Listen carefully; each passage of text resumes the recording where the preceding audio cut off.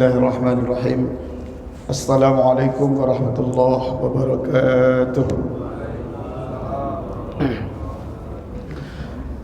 Alhamdulillah, alhamdulillahilladzi an'amana binikmatil iman wal islam.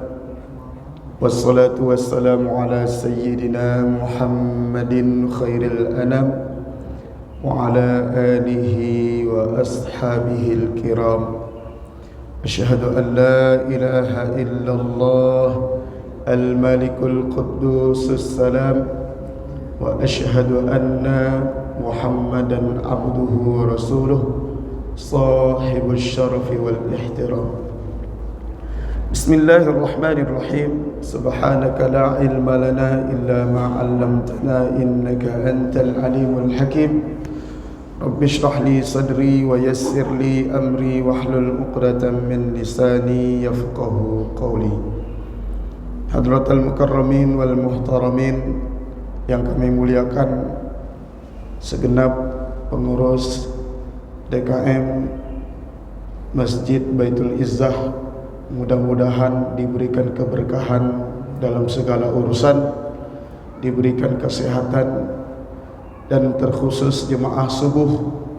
Bapak Ibu sekalian, mudah-mudahan subuh kita ini, doa-doa kita, salat kita diterima oleh Allah Subhanahu wa taala.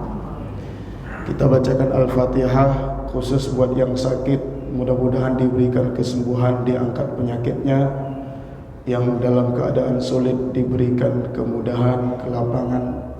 Kita bacakan Al-Fatihah, mudah-mudahan keluarga kita menjadi keluarga yang senantiasa dijaga oleh Allah Subhanahu wa taala, khususan ala hadhihi niyyah wa ala kulli niyyatin salihah. Al-Fatihah. A'udzu billahi minasy syaithanir rajim. Bismillahirrahmanirrahim. Alhamdulillahi rabbil alamin. Ar-Rahmanir Rahim. Maliki yaumiddin. Iyyaka na'budu wa iyyaka nasta'in. Ihdinas siratal mustaqim. Siratal ladzina an'amta 'alaihim ghairil maghdubi 'alaihim waladdallin.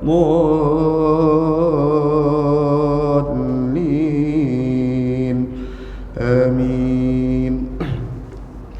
Bapak Ibu sekalian yang dimuliakan Allah, pertama dan yang paling utama di pagi ini, kita bersyukur kehadirat Allah masih diizinkan yang kesekian kali bisa mengerjakan sholat subuh. Itu artinya nikmat apakah yang paling besar? Yaitu nikmat an'amallahu alaihim minan nabiyyin was-siddiqin wasyuhada was-salihin. Nikmat yang Allah berikan kepada para nabi, nikmat yang Allah berikan kepada para siddiq, kemudian orang-orang yang syahid, serta orang-orang yang soleh. Nikmat apa itu, Pak? Nikmat iman dan Islam. Maka kita bersyukur ketika kita dikelompokkan bukan di kelompok nabi, bukan juga mungkin di kelompok para siddiqin, tapi setidaknya kita berada di circle orang-orang yang soleh. Amin. Amin ya rabbal alamin. Itu nikmat yang paling besar Bapak Ibu sekalian yang dimuliakan Allah. Alhamdulillah. Yang kedua, pagi ini kita juga mengawali dengan kirimkan salawat kepada baginda Nabi Muhammad sallallahu alaihi wasallam. Allahumma salli ala sayyidina Muhammad wa ala ali sayyidina Muhammad. Karena beliaulah contoh keluarga yang kalau kita bahas hari ini temanya adalah keluarga soleh, yang soleh menurut Al-Quran. Jadi kalau kita melihat pola, maka pola yang dibangun oleh baginda Nabi Muhammad SAW itulah pola yang terbaik, yang nanti akan kita jelaskan dan kita hubungkan. Bapak Ibu sekalian olehkan Allah, pagi ini saya tadi malam mengirimkan, sore kemarin mengirimkan beberapa tema, kemudian oleh Ustadz Kaswadi request temanya keluarga soleh, keluarga yang soleh menurut Al-Quran. Saya yakin keluarga di sini insya Allah soleh semua Pak ya, amin. Jadi kita membahas keluarga soleh bukan menurut saya, tapi keluarga soleh menurut Al-Quran. Berarti output dari kajian ini adalah bagaimana kita semua termasuk saya memperjuangkan keluarga yang soleh menurut Al-Quran. Setidaknya kalau kita menemukan masa lalu dalam rentang sejarah yang cukup panjang, setidaknya kita mengenal keluarga-keluarga itu, dan bermacam-macam. Ada keluarga yang soleh, ada keluarga yang toleh, yang tidak soleh. Tapi penting tidak keluarga itu soleh Pak? Penting apa? Penting. Nah karena ini penting, tentu saja Nabi pernah menyebutkan madrasatul ula. Kalau bahasa kitanya, rumah tangga itu adalah institusi pertama dalam membentuk karakter. Nabi setidaknya sebelum saya membahas tentang ayat-ayat Al-Quran, Nabi pernah ngasih warning terkait kesolehan keluarga. Setidaknya Nabi pernah, dan kita paham, anak usia 7 tahun diperintahkan untuk ibadah, diperintahkan untuk sholat. Muru auladakum bis salah wahum sab'i sinin, wahum abna'u sab'i sinin. Perintahkan anak-anak kalian untuk mengerjakan sholat pada umur 7 tahun. Setidaknya ada hadis yang bunyinya di mana kita punya anak disuruh agar mengerjakan sholat dari usia 7 tahun. Padahal usia 7 tahun itu berbeda-beda. Sesungguhnya usia 7 tahun ada yang sudah memayyiz, ada yang belum. Memayyiz itu kan bisa membedakan mana yang bersih, mana yang kotor. Setidaknya bisa membedakan mana najis, mana enggak. Tapi kita kan kemudian ada menjadikan kebiasaan kita bawa anak di usia 7 tahun. Nah, jangan-jangan karena kita semangat mengikuti dari sabda baginda Nabi Muhammad sallallahu alaihi wasallam.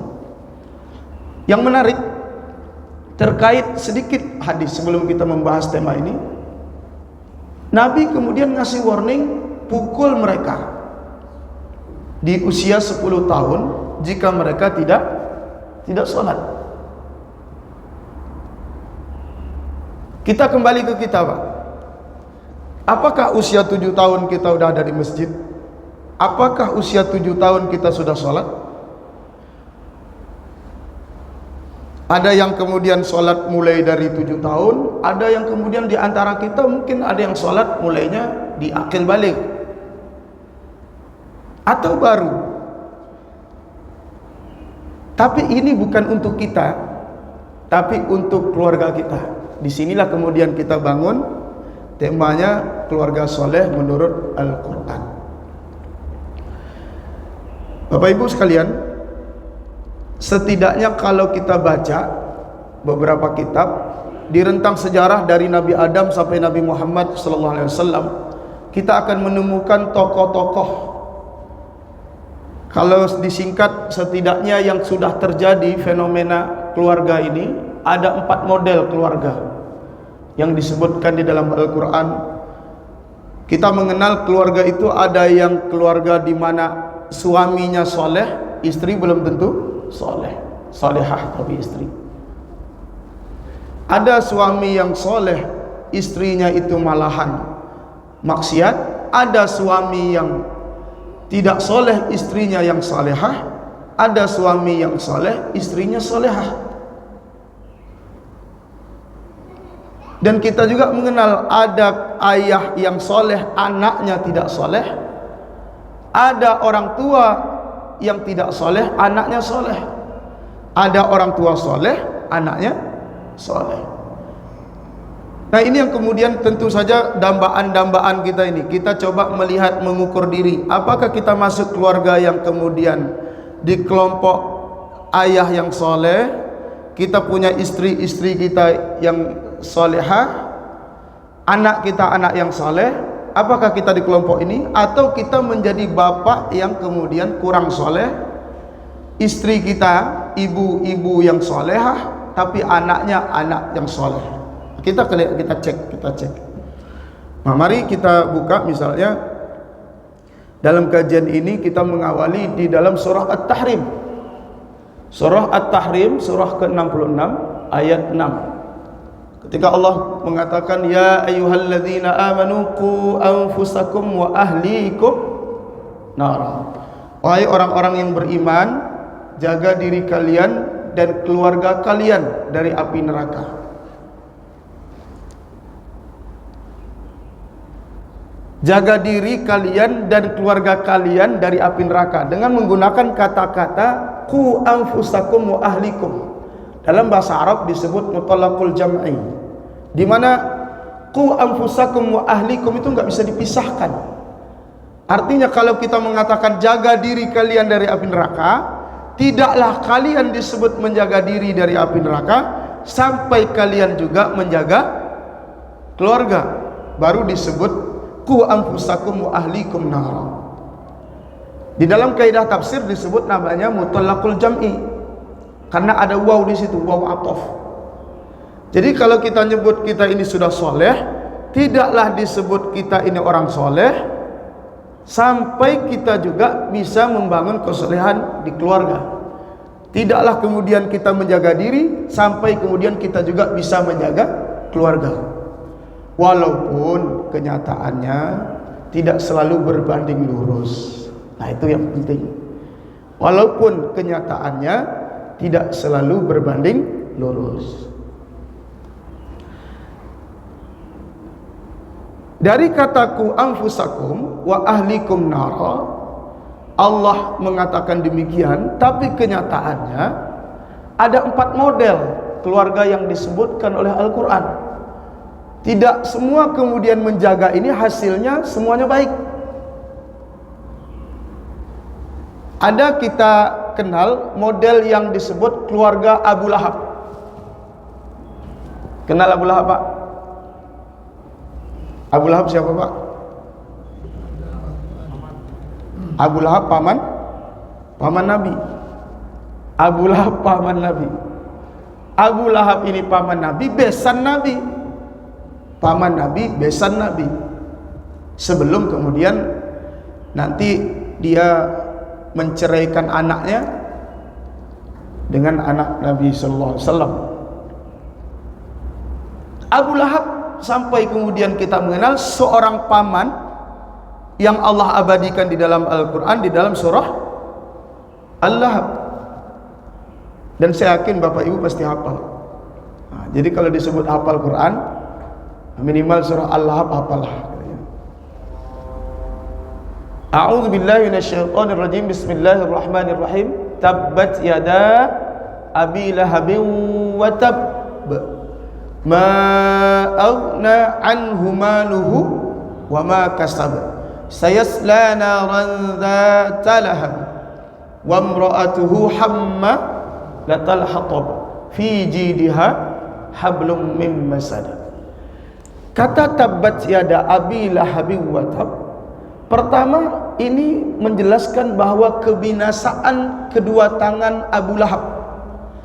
Tapi di ayat itu ujungnya ada atofnya wa mra'atuhu hamma latal hatab, dan istrinya. Kalimat ini menjelaskan ada model orang, dia ini paman dari seorang nabi, namanya Nabi kita Muhammad sallallahu alaihi wasallam, dan dia punya istri, disebutkan di dalam Al-Quran. Istri Abu Lahab siapa namanya, Bu? Ummu Jamil. Ummu Jamil. Nah, jadi Ummu Jamil, kalau dilihat dari namanya bagus, Ummu Jamil. ibu. Walaupun sebenarnya Jamil ini hanyalah panggilan saja, Ummu Jamil. Bagaimana keluarga ini? Keluarga ini kita cek.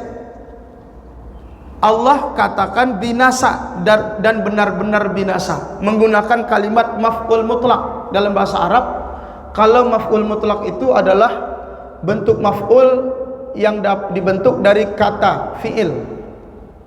Maka tabbat yada abi lahabi watab, tabbat watab itu sama. Maka maknanya benar-benar binasa. Nah, dalam bahasa Arab diartikan pentaukidan, taukid. Jadi ini keluarga benar-benar binasa. Suami ini namanya Abu Lahab, istrinya namanya Ummu Jamil. Dua ini benar-benar binasa karena istrinya ikut membawa kayu bakar. Ada model keluarga Abu Lahab, ada nggak Pak? Suaminya provokator, istrinya provokator juga. Ada juga kita melihat suaminya kriminal, istrinya kriminal. Kira-kira ada nggak? Saya takut nggak ada. Ada nggak Pak? Suami nggak sholat, istri nggak sholat, ada nggak? Ada. Abu Lahab itu model sempurna. Kalau mau diikutin, Abu Lahab itu model sempurna. Model sempurna apa? Model sempurna keluarga yang maksiat, keluarga yang mengingkari, keluarga yang kufur kepada Allah. Kita lihat anaknya, itu sekeluarga tuh. Model keluarga yang ingkar, keluarga yang maksiat, keluarga yang tidak beriman kepada Allah Subhanahu wa taala. Nah, ini model sempurna, yaitu model terburuk. Sehingga kita kemudian men-circle. Kalau kemudian kita ini ngecek, ada nggak keluarga begini? Kalau ada, berarti setiap zaman selalu ada. Makanya tidak menggunakan kata-kata, kalau dalam bahasa Quran itu jarang pakai nama Pak, cuma pakai panggilan aja. Kenapa di dalam Quran itu Fir'aun tidak nama, Abu Lahab tidak juga nama. Abu Lahab itu kan hanya kunyah. Kalau dalam ilmu hadis namanya kunyah. Orang yang wajahnya itu merah atau bergejolak. Yang kemudian di dalam tafsir Safwatut Tafasir, kenapa mukanya bergejolak? Bisa kemudian karena kemarahannya, bisa juga karena keceriaannya. Karena paman yang paling senang dengan kelahiran Nabi Muhammad SAW adalah Abu Lahab. Tapi keluarga ini Allah abadikan di dalam Quran memang tidak menggunakan namanya. Namanya kemudian ada yang mengatakan Abdul Uzza, ada mengatakan Abdul Syams. Tapi kemudian Al-Quran nyebutnya Abu Lahab. Berarti akan ada Abu Lahab yang lain. Kan begitu. Nah, ini model keluarga. Na'udzubillah. Kalau keluarga begini, ini keluarga yang na'udzubillah, kita berlindung kepada Allah, jangan sampai kita masuk di keluarga ini. Ini bahaya kalau saling support dalam kejahatan, dalam kriminal. Maka inilah keluarga yang disebut keluarga model Abu Lahab. Selanjutnya, Bapak Ibu sekalian jemaah, ada model keluarga yang disebut keluarga Fir'aun. Bu, Fir'aun berapa istrinya Bu? Fir'aun istrinya 1. Setia ya Fir'aun Pak ya? Ya, Fir'aun itu setia ya. Setia, kita nggak tahu setia atau enggak, tapi istrinya 1. Dan Fir'aun adalah satu model keluarga di mana sang Fir'aunnya kufur, musyrik, kafir, tapi istrinya beriman. Fir'aun punya istri namanya Asiyah binti Mazahib.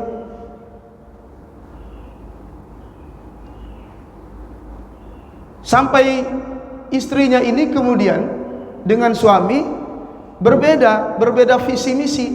Kalau suami ini mengaku sebagai Tuhan, ana rabbukumul a'la, saya Tuhan kalian yang tinggi, tapi istrinya tidak, istrinya ada keimanan.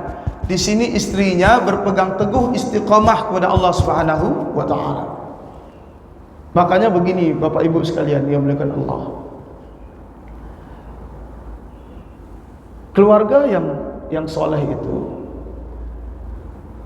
setidaknya harus punya visi misi yang sama antara suami dan istri serta anak. Punya visi misi yang sama. Seperti apa visi misinya? Bapak bisa cek surah Fussilat. Surah Fussilat surah 41 ayat 30. Ketika Allah sebutkan alladzina qalu rabbunallah tsummas taqamu. Orang-orang yang mengatakan Allah Tuhan kami, kemudian mereka istiqamah. Jadi visi misi keluarga yang soleh itu pertama mereka mengatakan Allah sebagai Tuhan dan mereka istiqomah berdiri di situ. Berarti keluarga yang soleh ini adalah keluarga yang kemudian tolok ukurnya adalah iman, pandangannya iman, kacamatanya iman. Maka mereka mengatakan Allah sebagai Tuhan dan mereka berpegang teguh istiqomah. Ini kemudian disebut visi misi keluarga yang soleh. Fir'aun adalah seorang suami yang dia bukan mengakui Allah sebagai Tuhan, tapi mengakui dirinya lah sebagai Tuhan. Dirinya lah sebagai Tuhan. Sehingga ketika didapati kenyataannya istrinya beriman kepada Allah, lalu beliau merasa visi misi berbeda dan beliau menganiaya, menyiksa istrinya. Sampai istrinya kemudian ada yang kita dapat kabar disiksa sampai sakit berhari-hari, bahkan ada juga sampai kabar riwayat yang kita temukan sampai meninggal dunia. Asiyah binti Mazahim kemudian berdoa kepada Allah, Rabbnili indaka baitika fil jannah. Wahai Tuhanku, bangunkan untukku rumah. Rabbnili indaka baitan fil jannah. Wahai Tuhan, bangunkan untukku satu rumah di surga. Seorang istri yang solehah punya suami yang soleh, punya suami yang tidak soleh, suami yang ingkar, saya yakin berat Pak. Suami kriminal, suami seorang yang zolim, suami diktator, suami otoriter, punya istri yang solehah, saya yakin istrinya berat.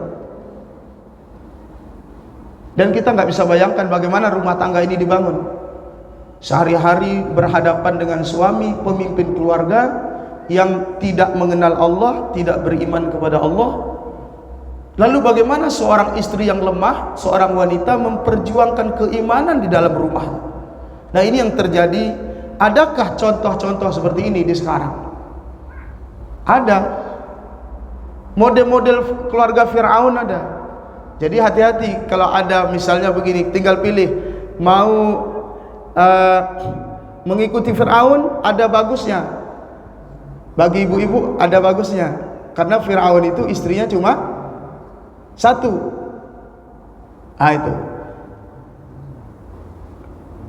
Itu pun Asiyah binti Mazahim masih diperdebatkan apakah Asiyah binti Mazahim itu benar-benar mau dengan Fir'aun. Ditemukan riwayat, walaupun sebenarnya kita tidak menemukan perawi yang jelasnya siapa, tapi ada riwayat yang menyebutkan bahwa Asiyah binti Mazahim itu sebenarnya nggak mau dengan Fir'aun. Bahkan dia sendiri tidak pernah berhubungan dengan Fir'aun. Hanya Allah kemudian selamatkan dia. Lalu ada iblis yang menyerupai Asiyah binti Mazahim dan berhubungan dengan Fir'aun. Makanya kita tidak dengar ada apakah Fir'aun punya kemudian hubungan badan dengan Asiyah binti Mazahim, dan kita hanya temukan riwayat bahwa Asiyah binti Mazahim adalah istri yang salehah.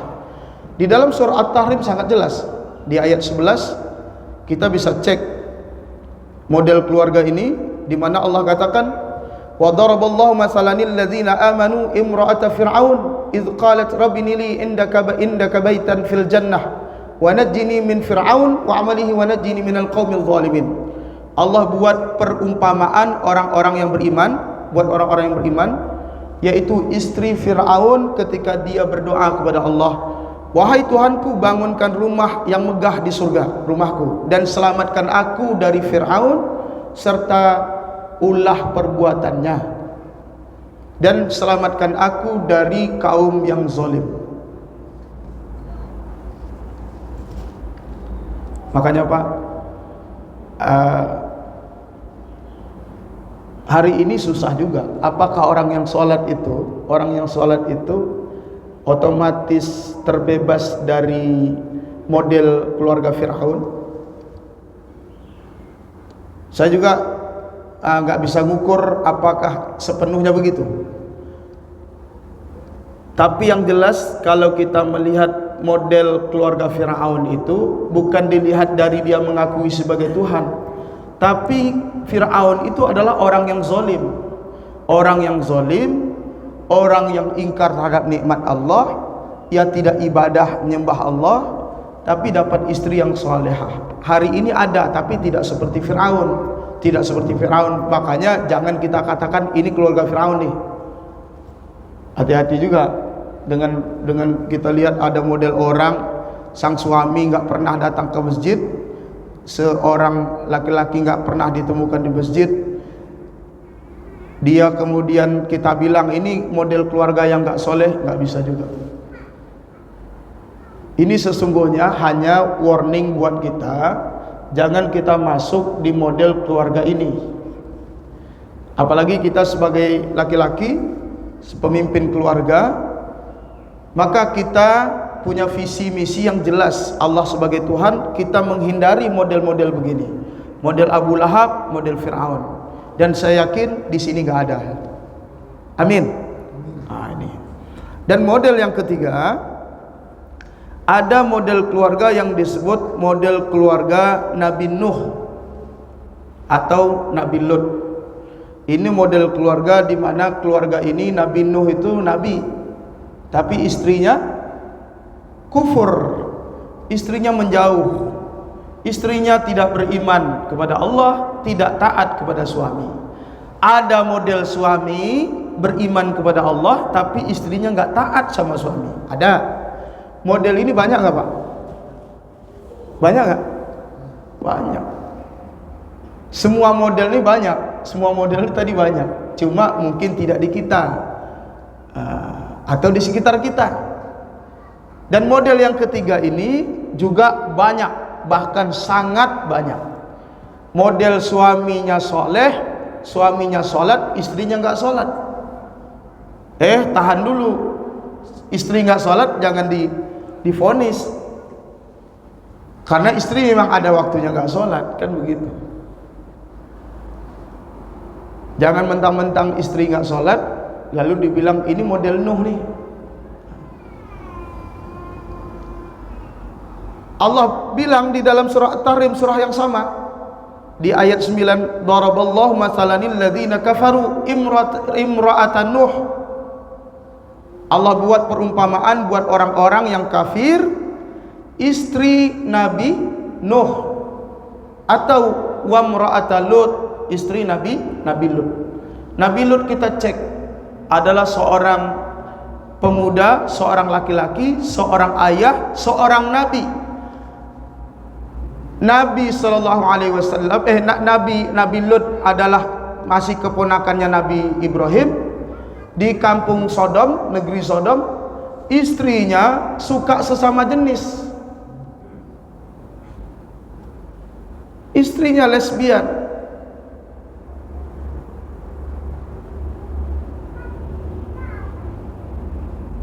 Bahkan di sana homoseksual, lesbian dilegalkan. Nabi yang targetnya mengajak umat, mengajak kaum, tapi hadangan pertama datang dari keluarganya. Justru tantangan besarnya adalah ketika dia berdakwah, tapi yang menjadi tantangan musuh dia adalah istrinya sendiri. Ini Nabi Lut. Maka seorang suami yang sibuk berdakwah, suami yang soleh, suami yang kemudian beribadah kepada Allah, tidak jamin istrinya juga salehah. Apalagi kalau kita bukan nabi, Pak. Kita nabi bukan, keturunan nabi juga harus dicek dulu DNA-nya. Keturunan Nabi, paling mungkin kita keturunan Nabi Adam, ya nggak Pak? Tapi jujur saja, karena kita bukan Nabi, manusia biasa, kita lebih rentan. Di mana kita bisa ibadah, istri kita belum tentu ibadah. Nah ini keluarga Nabi Nuh dan keluarga Nabi Lut.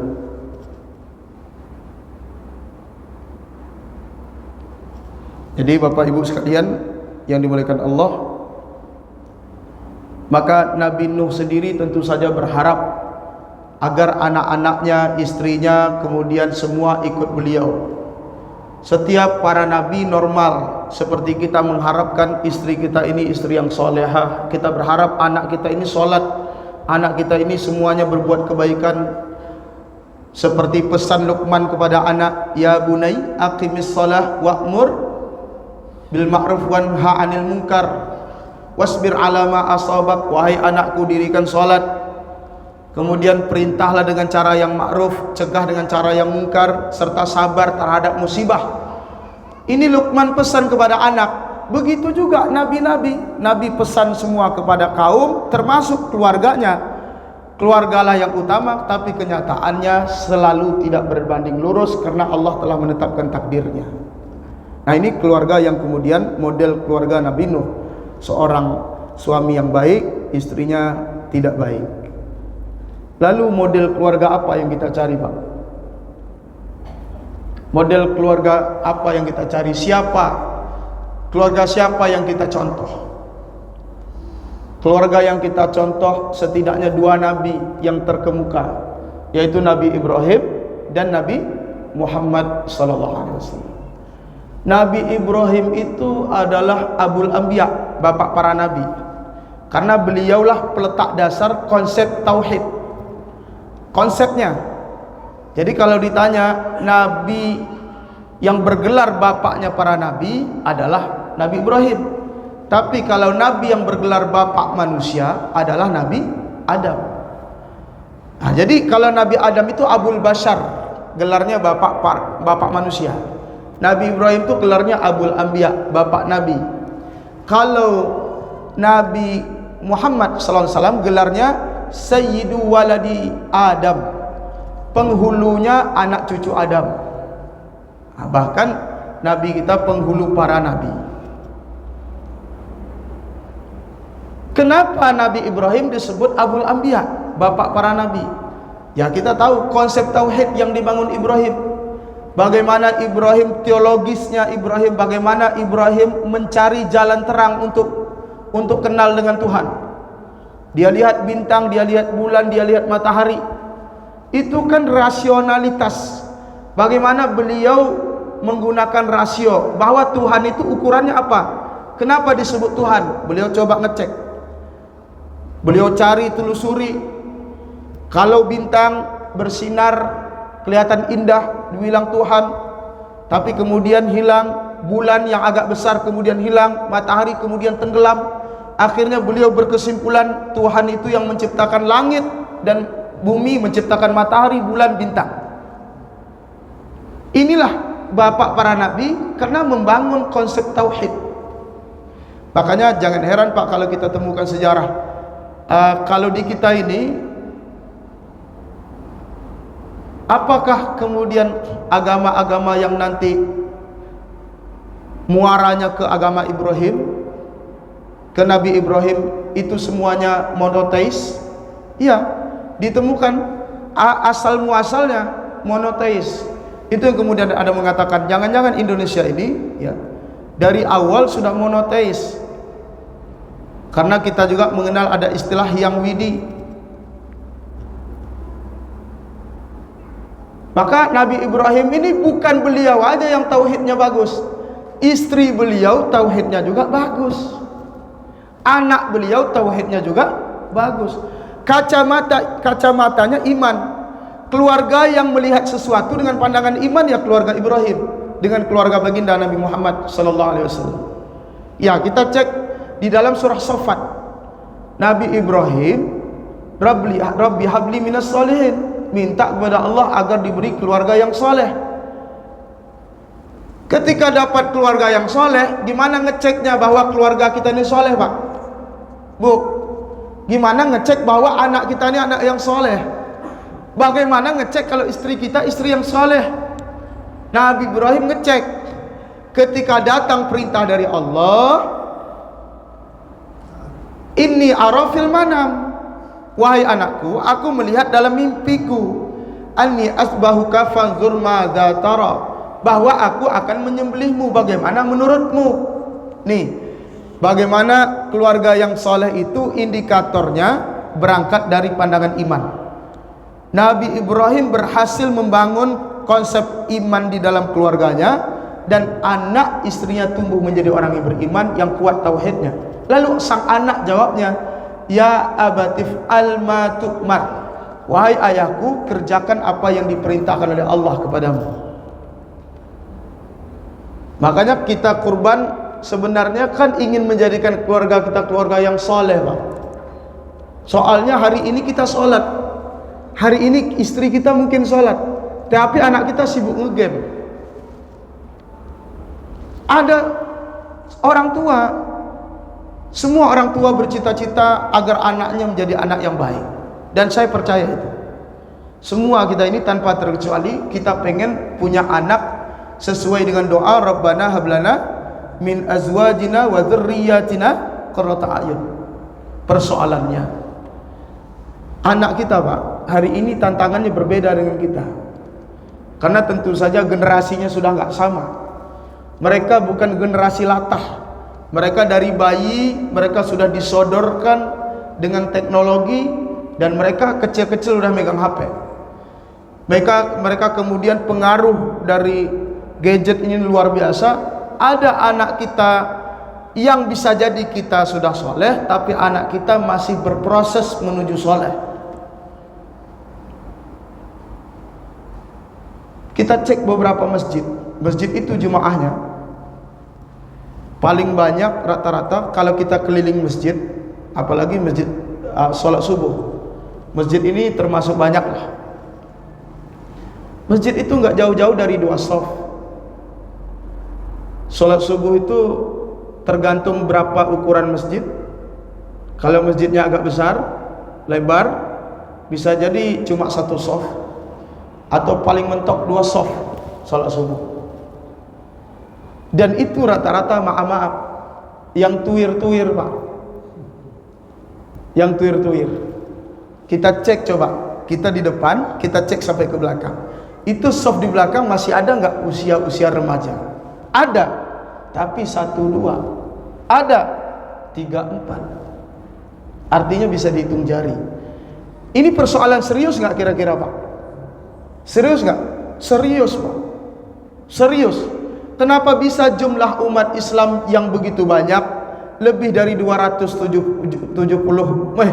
lebih dari 80% jumlah umat Islam, tapi yang mengisi masjid, yang memakmurkan masjid, maaf, itu kadang yang tuir-tuir, yang kikin ini. Kemana generasi-generasi berikut yang bakal menggantikan mereka, regenerasi? Ketika yang tua-tua ini sudah pergi satu persatu, lalu siapa yang akan menggantikan, yang akan memakmurkan masjid? Apakah masjid ini akan dimakmurkan? Apakah masjid yang begitu banyak? Apalagi sekarang antara maaf kita itu setiap kita itu memang dari dulu ada semacam motivasi untuk membangun masjid, sehingga masjid kita itu banyak, luar biasa. Ibaratnya kalau kita ini pengen pindah-pindah Jumat, ntar Jumatnya di sini, ntar Jumatnya di sini, itu bisa kita hitung tuh. Tapi Pak, miris, ironis kita, ini persoalan kita bersama. Kita mungkin sholat, istri kita sholat, oke, kita punya alasan istri kita sholat di rumah karena afdol di rumah, walaupun untuk syiar bagus di masjid, tapi kita mengatakan afdol di rumah, baik. Tapi kita cek juga anak kita, ternyata kita bangun subuh, kita sholat, kita datang ke masjid, kita sangat sulit ketika harus menggerakkan anak kita. Kenapa? Karena anak kita sudah besar, anak kita punya pilihan sendiri, anak kita punya hujah untuk membantah, punya argumen untuk berbeda dengan kita. Nah, inilah persoalan. Apakah kita masuk di model keluarga Ibrahim? Apakah kita masuk di model keluarga baginda Nabi Muhammad sallallahu alaihi wasallam? Tentu ini PR kita bersama. Maka kemudian keluarga Ibrahim ini sangat beruntung dari istri yang salehah. Berapa istri Nabi Ibrahim, Pak? Hah? Di Indonesia paling populer istri Nabi Ibrahim itu 2. Tapi kalau di luar, literatur dari luar tuh nggak ada Nabi Ibrahim itu istrinya 2. Istri Nabi Ibrahim itu 3 paling populer. 4 hanya riwayatnya tentu perlu dikaji ulang.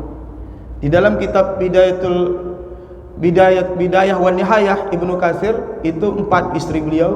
Kemudian di dalam tarikh yang ditulis Ibnu Atsir juga istri beliau 4. Maka istri beliau pertama namanya Sarah, yang kedua Hajar, yang ketiga Siti Konturah, dan keempat Hayun binti Amin.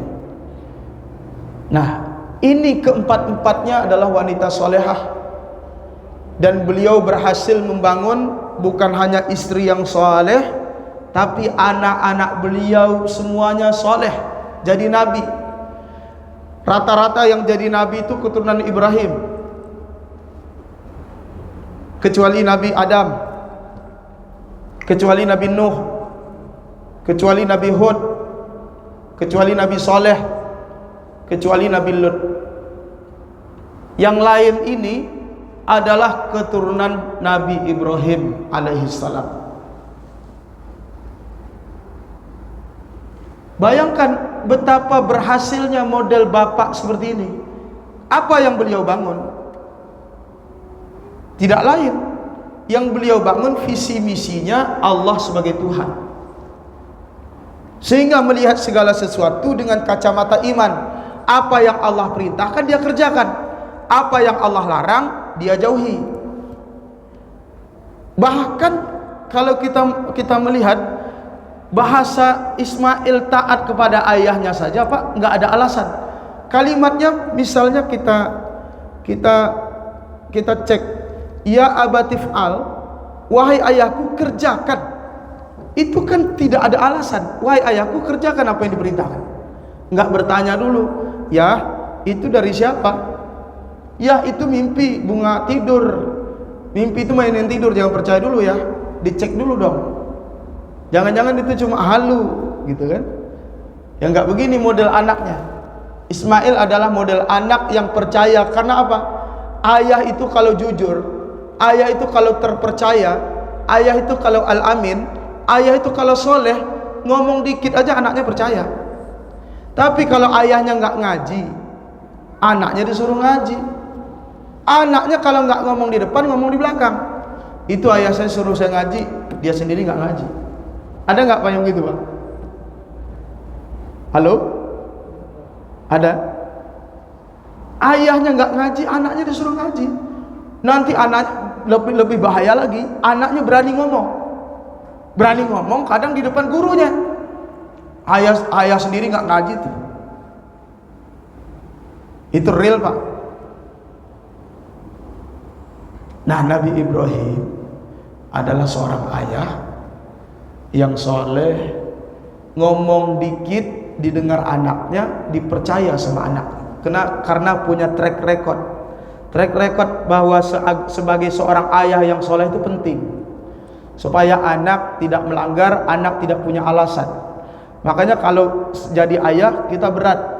Depan anak kita harus tunjukkan bahwa kita harus rajin ngaji. Depan anak kita harus tunjukkan kita banyak kesolehannya, banyak memberi. Depan anak kita harus tunjukkan ibadah kita kuat. Nah, ini yang kemudian bahwa ayah sebagai guru ditiru, digugu dan ditiru. Ini Nabi Ibrahim. Keberhasilan beliau kemudian diikuti juga, Allah perkuat dengan keberhasilan baginda Nabi Muhammad sallallahu alaihi wasallam, di mana Nabi kita istrinya soleh, Istri Nabi kita sallallahu alaihi wasallam dijaga sama Allah sampai gelarnya ummahatul mukminin, ibu-ibunya orang beriman. Di mana keturunan Nabi kita sallallahu alaihi wasallam kita lihat dari Sayyidina Hasan, Sayyidina Husain, pejuang Islam, mujahid. Tidak ada riwayat yang buruk dari kisah baginda Nabi Muhammad sallallahu alaihi wasallam terkait keluarga beliau. Bagaimana beliau mendidik istri, bagaimana beliau mendidik anak, yang beliau bangun sama alladzina qalu rabbunallah tsumma istaqamu. Surah Fussilat ayat 30 sama mengatakan Allah sebagai Tuhan dan istiqamah di visi misi itu.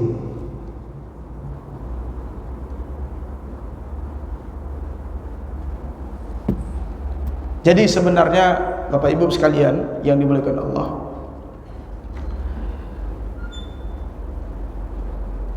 ketika kita mengatakan Allah sebagai Tuhan dan kita disuruh istiqamah, ada lanjutannya. Tatanazzalu alaihimul malaikah. Malaikat turun ngasih tahu, alla takhafu wala tahzanu. Kalian jangan takut, jangan bersedih. Kenapa? Kalau orang sudah kacamatanya iman, percaya kepada Allah, maka sesungguhnya tidak ada kesedihan, tidak ada ketakutan. Kita semuanya berharap mudah-mudahan keluarga kita diberi oleh Allah keluarga yang soleh. Amin. Keluarga yang betul-betul bukan hanya kita yang soleh, tapi anak-anak kita pun ikut soleh. Amin. Nah, tentu saja tidak cukup amin Pak, tapi model keluarga ini betul-betul harus kita cek, kita ikuti, karena ada role modelnya ada. Maka sesungguhnya kalau kita ngecek keluarga ini, keluarga Ibrahim, kita harus membangun sejak dini. Nabi Ibrahim itu bukan hanya membangun Tuhannya Allah, tapi Nabi Ibrahim itu mengajak anaknya pun diperhatikan ketika Ibrahim menyebutkan, wahai anakku, madza tara, bagaimana menurutmu? Berarti seorang ayah yang bisa bermusyawarah dengan anaknya. Ada hari ini anak takut ngobrol sama ayah.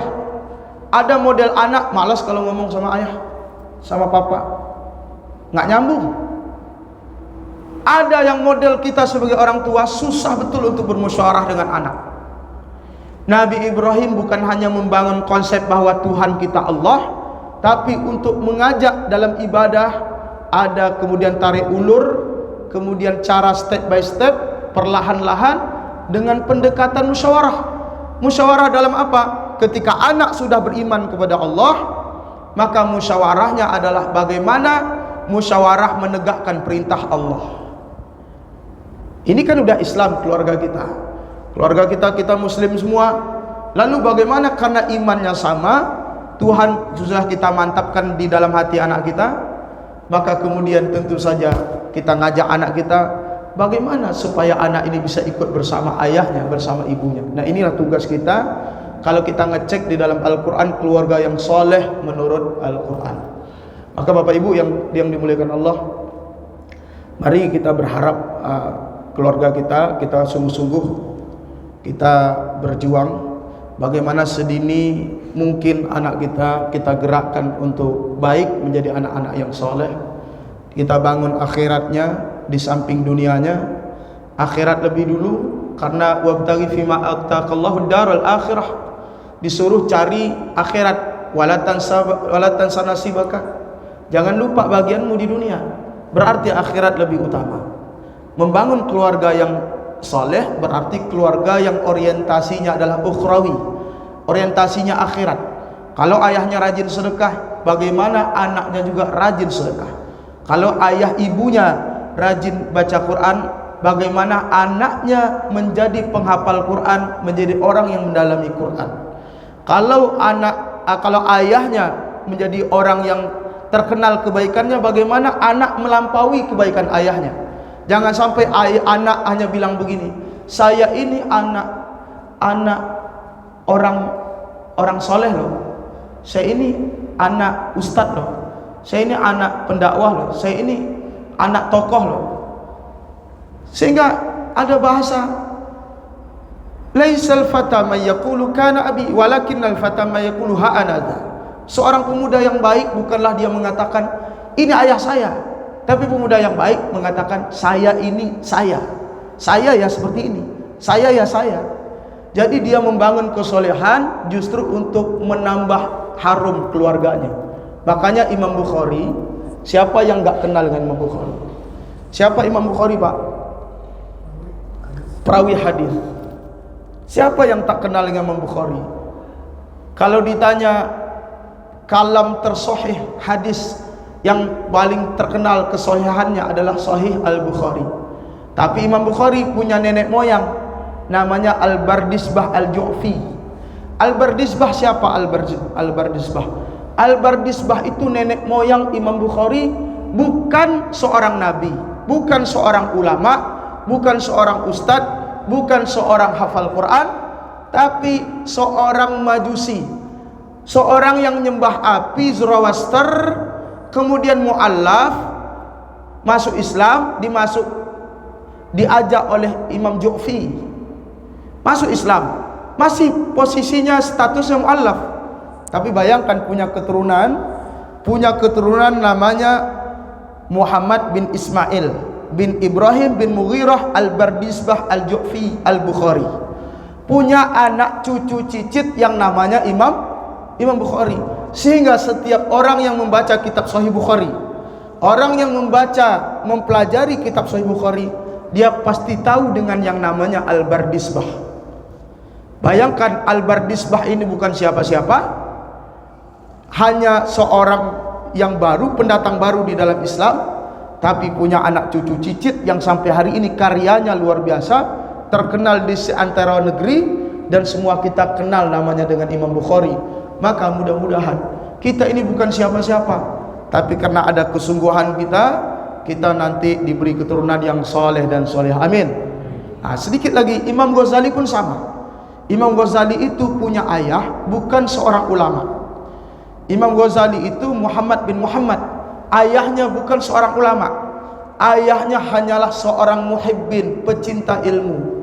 Setiap ada majelis ilmu dia datangi, setiap ada ulama dia datangi, ada orang soleh dia datangi, dia minta doa, dia duduk di situ dengan sungguh-sungguh, dia cek, dia simak, maka kemudian Allah kasih anak yang namanya Al-Ghazali, Muhammad bin Muhammad.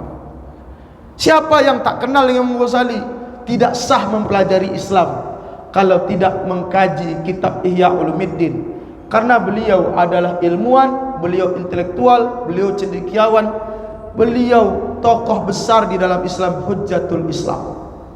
Ini yang kemudian perlu kita contoh. Hari ini kita mau menjadi siapa?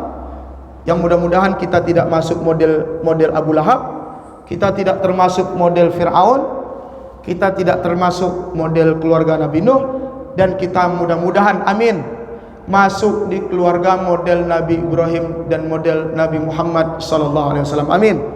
Amin ya rabbal alamin. Demikian dari kami, sampai di sini yang bisa kami sampaikan tentang keluarga yang soleh. Ada yang mau ditanyakan, Pak? Silakan. Assalamualaikum warahmatullahi wabarakatuh. Waalaikumsalam warahmatullahi wabarakatuh. Bagaimana menjadikan anak cucu jadi soleh, sementara bapaknya sendiri mungkin bolong-bolong saatnya? Apakah dia yang ikut bapaknya atau ikut kakeknya itu? Itu gimana? Baik. Nah, bagaimana ketika sang ayah tidak sholat, sang ayah tidak soleh, anaknya kemudian harus ngikut siapa? Yang jelas anak ini kalau dia mendapatkan informasi, tentu saja pertama dari keluarganya, karena itu institusi keluarga itu adalah institusi edukasi yang pertama, pendidikan yang pertama. Ketika kecil dia melihat ayahnya tidak pernah ngaji, ayahnya tidak pernah, bahkan ayahnya seorang kriminal, lalu tentu anaknya kemudian bisa menjadi berubah, bisa juga baik karena seorang ayah yang kemudian kriminal. Kadang ayah yang maaf ini menarik nih, di Indonesia menarik, Pak. Ayahnya bisa jadi seorang ayah itu kriminal, tapi dia tidak ingin punya anak yang kriminal, sehingga seorang ayah itu biasanya dia boleh makan yang haram buat dirinya, tapi nggak boleh untuk anaknya. Ada model di kita, setiap di Indonesia itu menarik, orang tuanya kadang belum tentu soleh, tapi dia memperjuangkan anaknya. Artinya dia rela miskin, yang penting anaknya makan makanan yang halal. Yang pertama, untuk akhlak baik, lembutnya hati itu adalah halal dulu.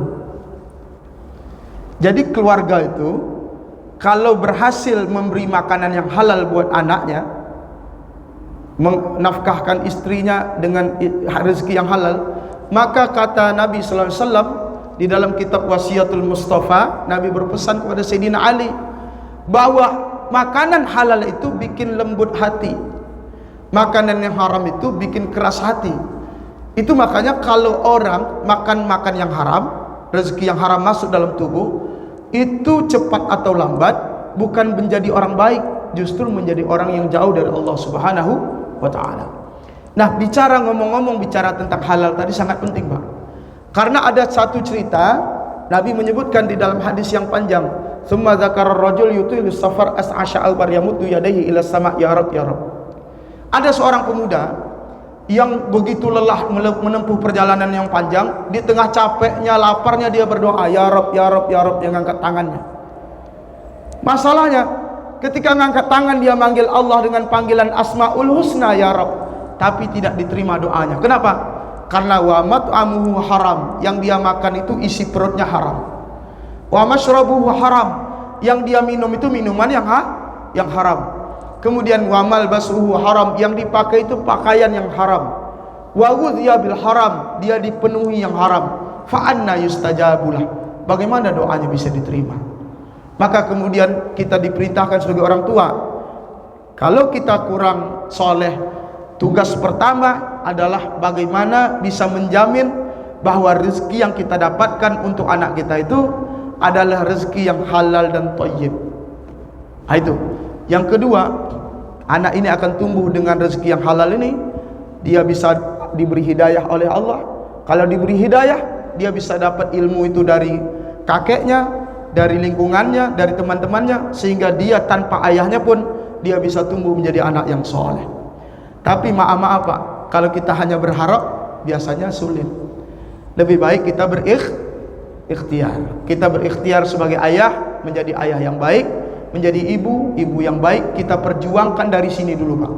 Perjuangkan makanan yang halal untuk anak, perjuangkan rezeki yang halal untuk keluarga, maka Allah akan berikan kepadanya rahmat dan nanti tumbuh bisa jadi menjadi anak yang saleh. Mudah-mudahan setiap kita begitu. Amin. Amin ya rabbal alamin. Demikian kira-kiranya yang bisa saya sampaikan. Maka akhirnya mari selalu kita introspeksi diri. Kita tidak berpuas diri, karena kita harus ngecek pencapaian kita sebagai kepala keluarga, pencapaian kita sebagai ibu di rumah, dan pencapaian kita sebagai anak dari orang tua kita. Kita harus ngecek. Kalau kita pencapaian kita biasa-biasa saja, maka jangan kita katakan luar biasa, berarti kita punya masalah serius dengan Allah sebagai Tuhan kita, dan di akhirat tentu akan ditanya, dipertanggungjawabkan nanti di hadapan Allah.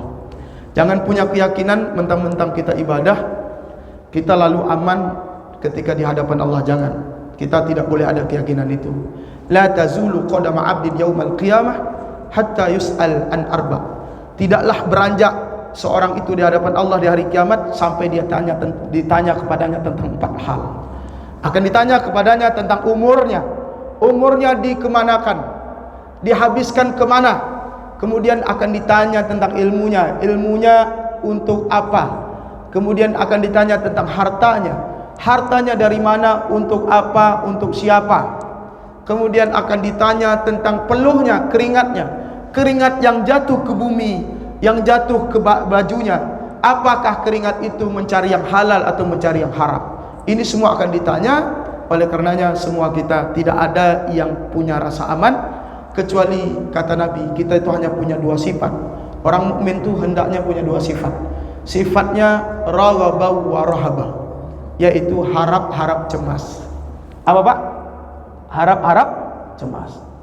Saya katakan orang mukmin itu sifatnya raghaba wa rahaba.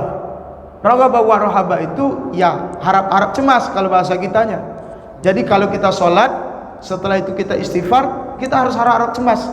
Jangan-jangan sholat kita belum diterima, jangan-jangan doa kita belum diterima, jangan-jangan sedekah kita belum diterima, jangan-jangan bacaan Quran kita belum diterima. Nah oleh karenanya akhirnya kita berharap kepada Allah, mudah-mudahan Allah rahmati kita, Allah merahmati keluarga kita, dan mudah-mudahan dengan wasilah solat kita yang gak seberapa ini, Allah berikan kita Rabbana hablana min azwajina wa dzurriyyatina qurrata a'yun waj'alna lil muttaqina imama waj'alna lil muttaqina imama waj'alna lil muttaqina imama. Amin.